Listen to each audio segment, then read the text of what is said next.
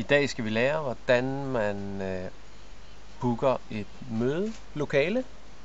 Og det starter selvfølgelig med, at man går ind i sin kalender, og så åbner man mødelokalets kalender. Nu er det mødelokale 1.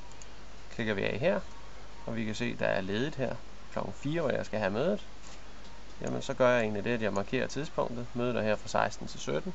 Siger ny aftale, og booker mødet, et godt møde, og så inviterer jeg dem, der skal med.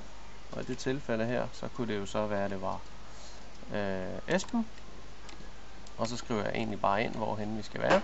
Og der kan jeg klikke på lokaler her, og så kan jeg søge på møde.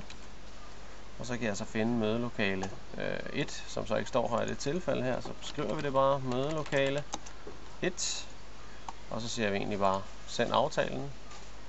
Og så sker der det, at lige om lidt, så får jeg en e-mail fra mødelokale 1 om, at det kan lade sig gøre. Og det kan vi se, at det kan.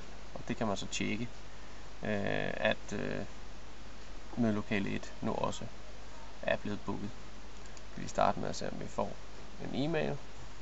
Det har vi ikke fået endnu, men det får vi lige om lidt.